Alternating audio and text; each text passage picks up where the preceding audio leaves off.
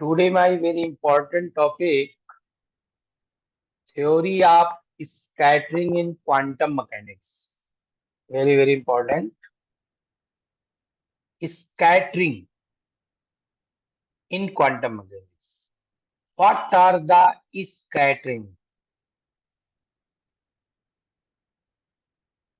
A beam of particle incident on a rest target.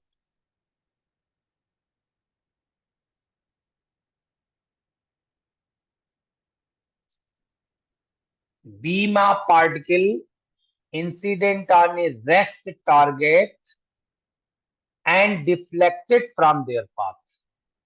कोई एक particle की beam है, एक टारगेट पर इंसिडेंट हुई और वो पाथ को चेंज कर गई, दैट इज कॉल्ड स्कैटरिंग। इसी डेफिनेशन हो गई। स्कैटरिंग में क्या हुआ? कोलिजन हुआ किसके बीच में? इंसिडेंट पार्टिकल एंड टारगेट, जिस पर टकराई और जो बीम टकराई, दोनों के बीच में कोलिजन हुआ। ये कोलिजन इलास्टिक होगा कि नॉन इलास्टिक होगा? अगर इलास्टिक होगा तो total energy before collision and after collision both are equal होंगे। टोटल एनर्जी बिफोर कोलिजन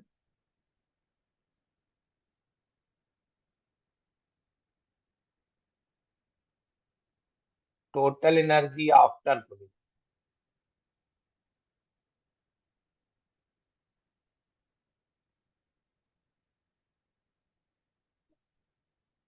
और नॉन इलास्टिक कोलिजन होगा तो ऐसा नहीं होगा।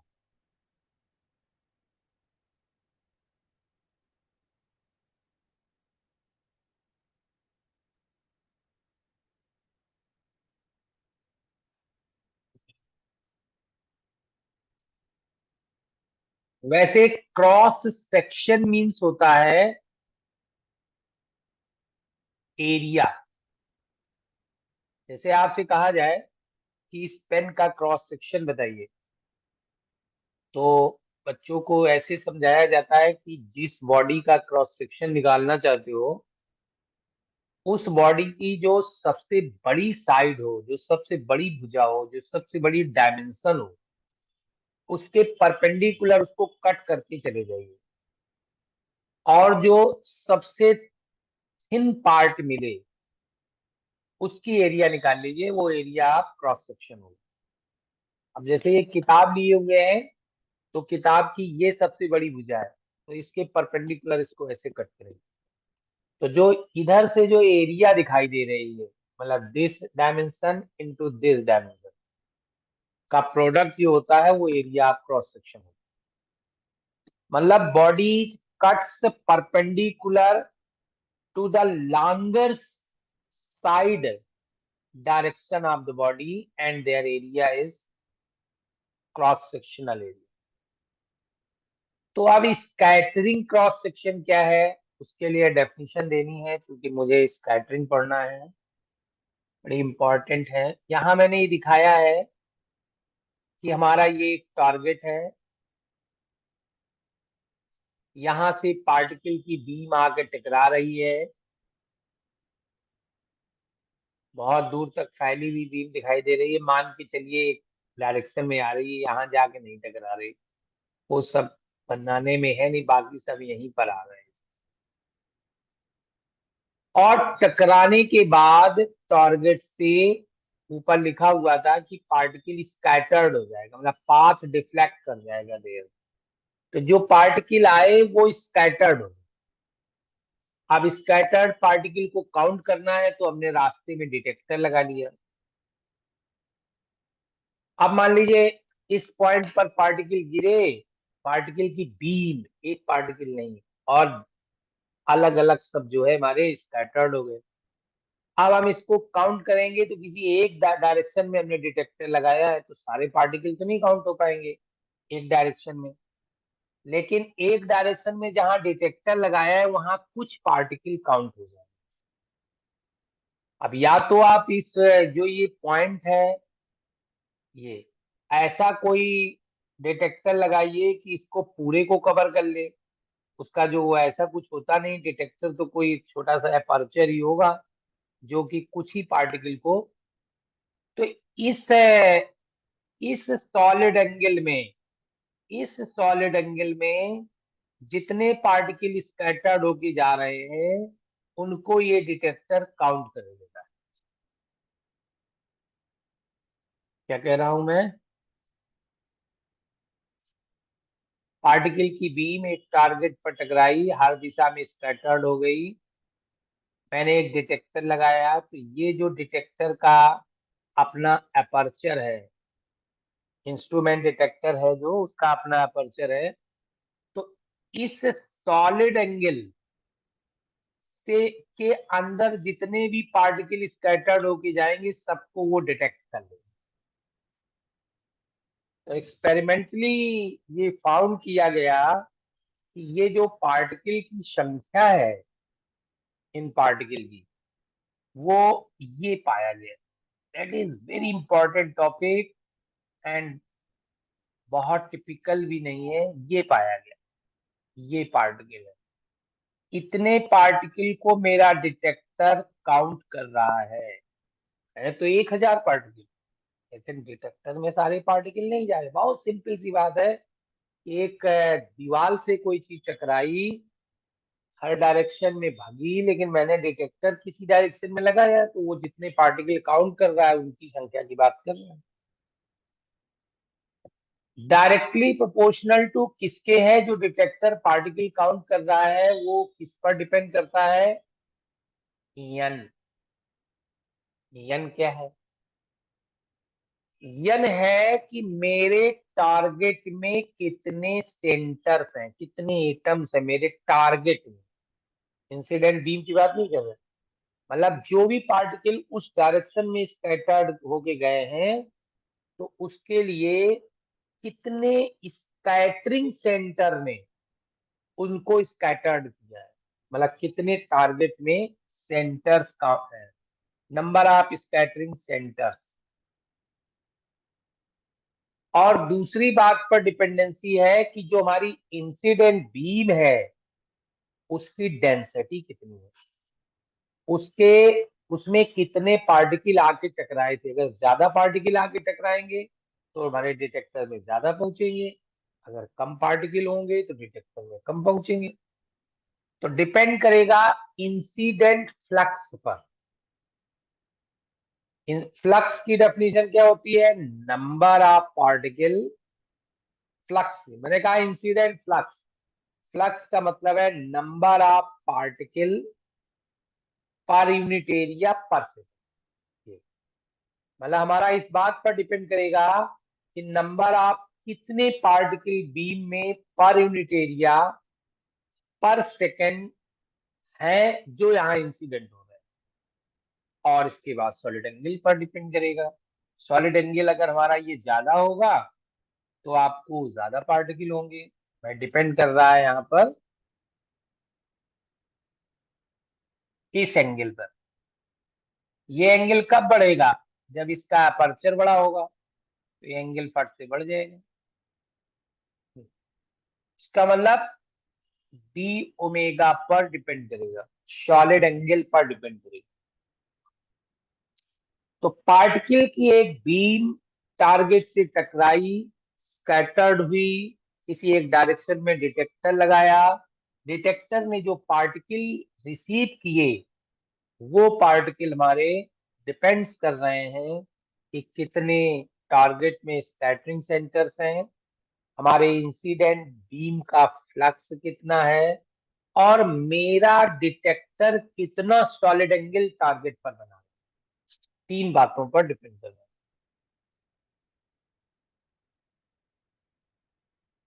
अब इसको हटाएंगे तो एक कांस्टेंट आएगा जिसका नाम दिया है सिग्मा ओमेगा। अब सिग्मा ओमेगा जो मेरा कांस्टेंट आया है इसका नाम देने जा रहे हैं scattering cross section.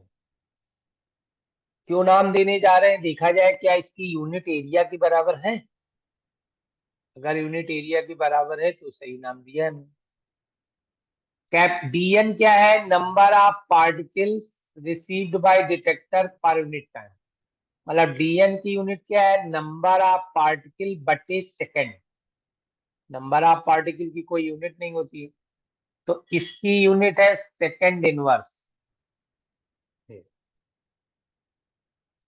N number of particles है, कोई यूनिट नहीं होती। सॉलिड एंगल की कोई यूनिट नहीं होती है। अब जे जीरो की यूनिट देखी जाए क्या है। फ्लक्स किसे कहते हैं, number of particles per unit area पर सेकेंड। तो जे जीरो की यूनिट है पर यूनिट एरिया पर सेकेंड, मतलब एरिया इनवर्स और second inverse. Second inverse second inverse cut गया। इसका मतलब सिग्मा ओमेगा की यूनिट एरिया की यूनिट के बराबर। मतलब डीएन की यूनिट हो गई सेकंड इनवर्स, स्मॉल एन की कोई यूनिट नहीं, जे जीरो की पर यूनिट एरिया पर सेकेंड, डी ओमेगा कोई यूनिट नहीं, स्टेरेडियन नाम दिया जाता है यूनिट का। इस प्रकार से sigma omega has the unit of area, so it is called scattering cross section.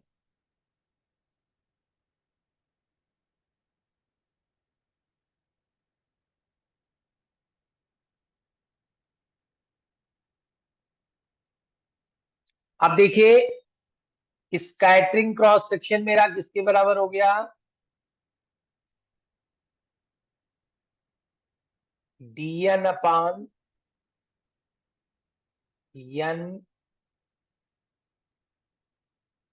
J zero sigma omega D omega साथ साथ में। तो dn बटे एन जे नॉट, ये मेरा है scattering cross section into D omega की कोई यूनिट नहीं होती है, इसलिए स्कैटरिंग क्रॉस सेक्शन की जो यूनिट होगी वही लेफ्ट साइड की यूनिट। अब डीएन क्या है, पार्टिकल रिसीव्ड बाय डिटेक्टर। अब हमको अगर ये चीज निकल आए ये, और इंसिडेंट फ्लक्स अगर हो तो इसको हम डिवाइड कर दे तो स्कैटरिंग क्रॉस सेक्शन की न्यूमेरिकल वैल्यू आ जाएगी।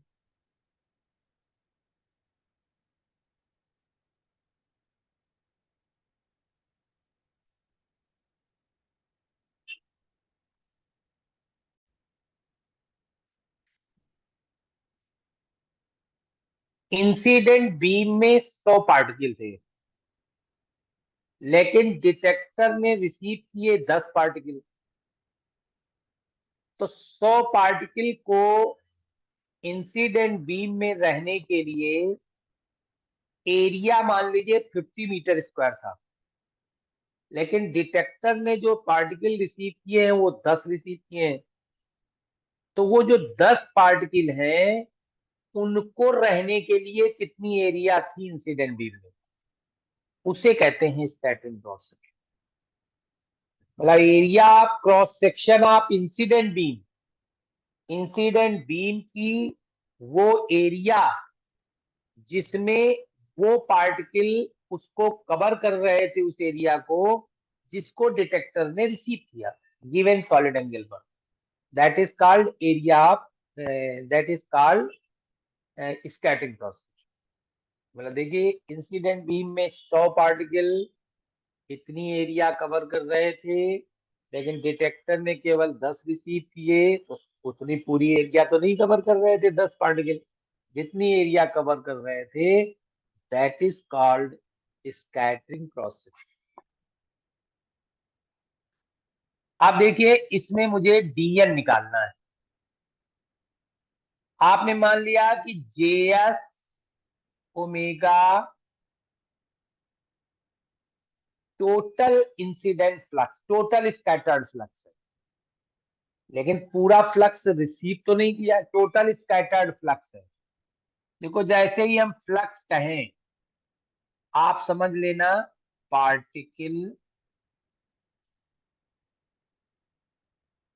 पर यूनिट एरिया पर सेकेंड। तुरंत आप दिमाग लगा लो कि प्रति सेकंड पार्टिकल की संख्या पर यूनिट एरिया हम काउंट कर रहे हैं, उसे फ्लक्स कहते हैं। आपने कहा कि ये टोटल स्कैटर्ड फ्लक्स है, टोटल स्कैटर्ड, तो क्या मतलब हो गया?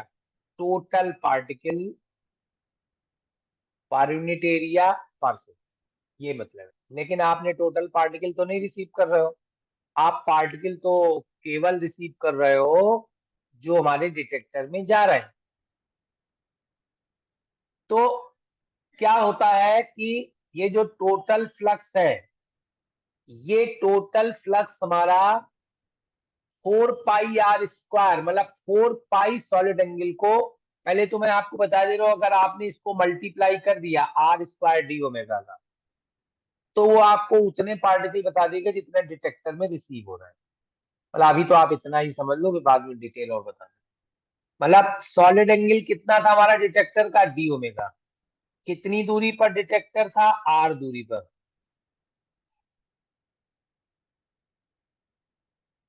ये हमारा डिटेक्टर कितनी दूरी पर है? r दूरी पर। सॉलिड एंगल कितना है? d omega. तो r² d ओमेगा का अगर मल्टीप्लाई कर दोगे, टोटल फ्लक्स में जो टोटल फ्लक्स बाहर निकल रहा है, मुझे जो जो हम काउंट कर रहे हैं उनकी संख्या चाहिए मुझे। भाई मेरे 1,000 पार्टिकल इंसिडेंट हुए थे तो 1,000 स्कैटर्ड हो गए, हम तो ये मान रहे हैं ना, लेकिन मुझे 1,000 तो नहीं काउंट कर रहे हैं, हम तो केवल 100 काउंट कर रहे हैं। तो 100 पार्टिकल की संख्या काउंट कर रहे हो, तो उसमें अगर इतने का मल्टीप्लाई टोटल में कर दोगे तो आपको वो रिसीव्ड पार्टिकल निकल आएंगे, r² d ओमेगा। क्यों किया है उसका मतलब आपको अभी बता।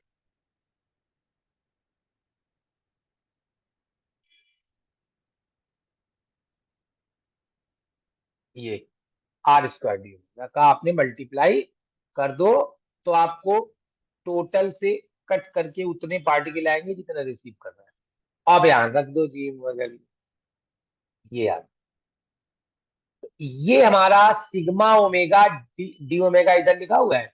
अब यहाँ देखो डी ओमेगा नहीं लिखा हुआ है, तो डी ओमेगा कैंसिल हो चुका है, इसलिए नहीं लिखा हुआ है। तो ये हमारा सिग्मा ओमेगा आ गया स्कैटरिंग क्रॉस सेक्शन। अगर आप इसको इंटीग्रेट कर दोगे तो टोटल स्कैटरिंग क्रॉस सेक्शन निकलेगा। ये टॉपिक पूरा हो गया, टोटल स्कैटरिंग क्रॉस। अब देखिए r² d ओमेगा क्यों मल्टीप्लाई किया गया है। आपने कहा कि टोटल फ्लक्स हमारा जो है JS, टोटल पार्टिकल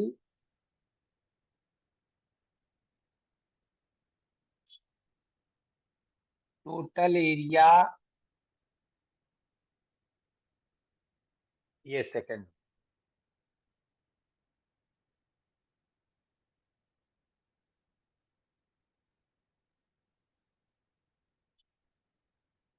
अगर JS में r² का मल्टीप्लाई कर दोगे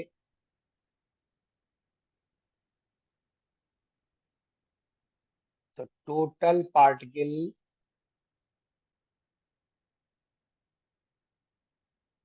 एरिया इंटू सेकेंड,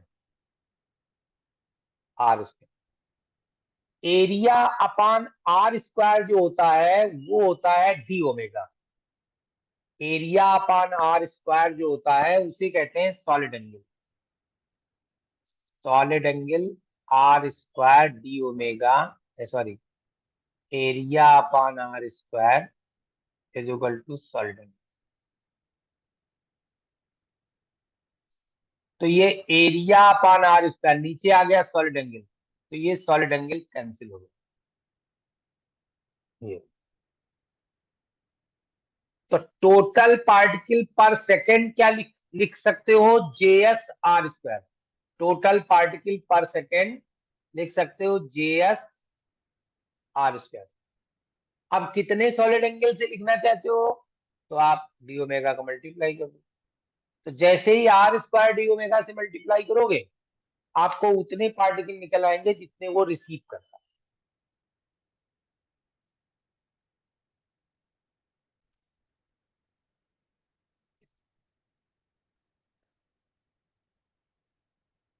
आप देखिए क्वांटम मैकेनिकली डिस्क्राइब करना है आपको, स्कैटरिंग का जुड़ जाएगा, दूसरा पार्ट कर देगा, एक पार्ट में वो पूछ लेगा, दूसरे पार्ट में ये पूछ लेगा।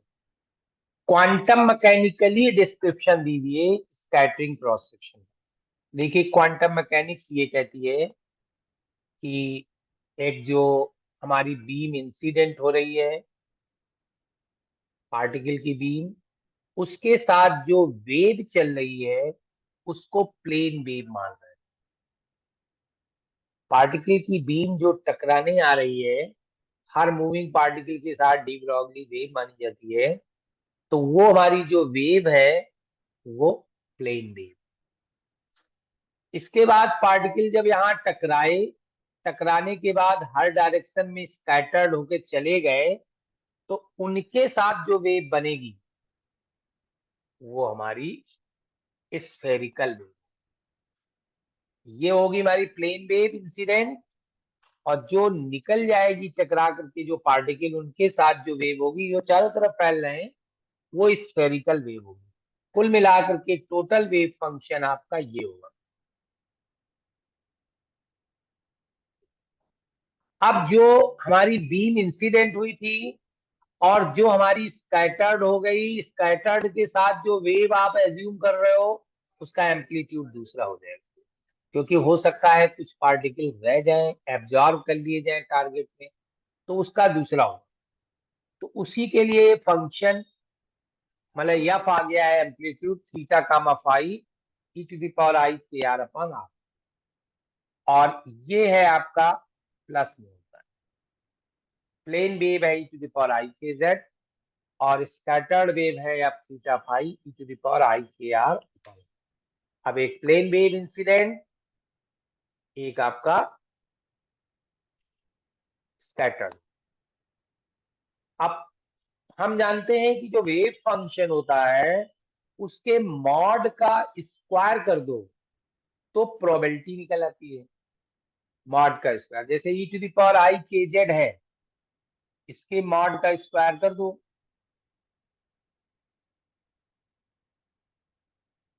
वेव फंक्शन के मॉड का स्क्वायर प्रोबेबिलिटी हो जाती है, मतलब इक्वल टू इसकी वैल्यू तो 1 होगी जाएगा ई to the power i k Z है। प्रोबेबिलिटी क्या हो गई 1 हो। प्रोबेबिलिटी की पर प्रोबेबिलिटी क्या होती है, पार्टिकल की संख्या, प्रोबेबिलिटी डेंसिटी होती है sir, Sai mod square is the probability density.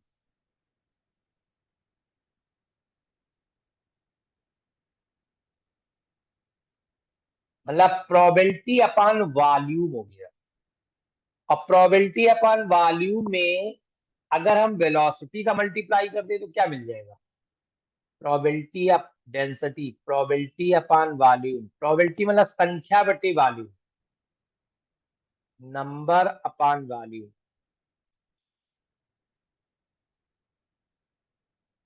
और अगर वेलोसिटी का मल्टीप्लाई कर दोगे डिस्टेंस अपॉन टाइम, तो ये नंबर पर यूनिट एरिया पर सेकेंड आ गया, नंबर पर यूनिट एरिया पर सेकेंड, ये फ्लक्स हो गया, इंसिडेंट फ्लक्स। तो इंसिडेंट फ्लक्स कितना हो गया, ये इंसिडेंट फ्लक्स हो गया इनटू V1, ये इंसिडेंट फ्लक्स हो गया। अब आपको चाहिए स्कैटर्ड फ्लक्स, तो वो जो दूसरा वेव फंक्शन है उसके मान का स्क्वायर कर दो, दूसरे वेव फंक्शन की मान का स्क्वायर हो गया e to the power i k z मान इसका, ये e to the power i k r था, थोड़ा मिस्टेक लिखी, e to the power i k r upon r, e to the power i k r upon f three double a, ये कर दिया। ये देखो वेलोसिटी कितनी हो गई स्कैटर्ड की V2, e to the power i k r की वैल्यू 1 होगी।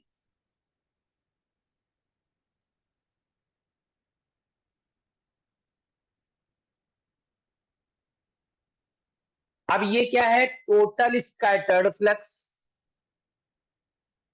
और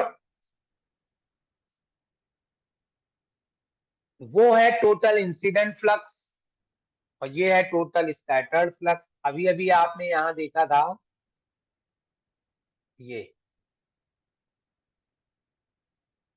स्कैटर्ड का टोटल फ्लक्स में आर स्क्वायर का मल्टीप्लाई कर दो और इंसिडेंट फ्लक्स का डिवाइड कर दो, यानी तो पार्टिकल सेंटर है, हम वन सेंटर मान सकते हैं, और इंसिडेंट फ्लक्स का डिवाइड कर दो तो आपको स्कैटरिंग क्रॉस सेक्शन निकल आएगा। देखिए आगे वही करने जा रहे हैं।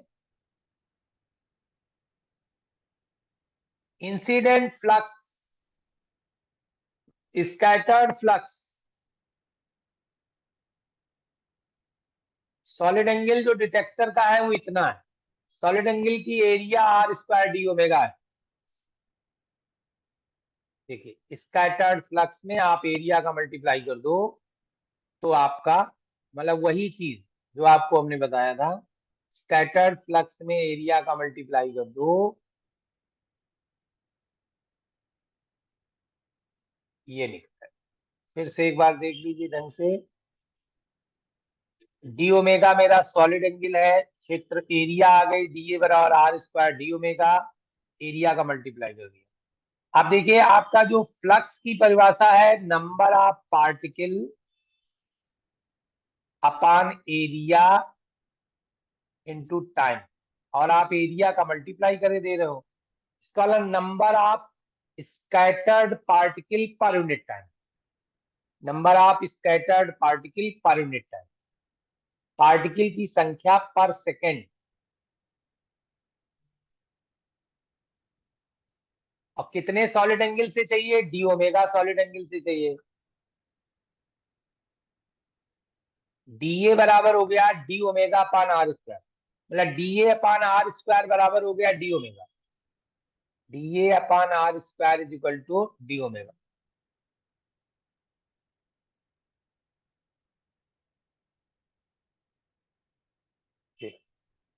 तो ये तो आपका आ गया स्कैटर्ड फ्लक्स। बस फार्मूले में मान रख दो आपका निकल आएगा, ये मान रख दिया। और अगर हमारी स्कैटरिंग जो है वो इलास्टिक है तो वेलोसिटी चेंज नहीं होगी, इंसिडेंट और स्कैटर्ड की वेलोसिटी सेम होगी, मतलब V2 और V1 दोनों बराबर होंगे। तो आपका फार्मूला ये नहीं।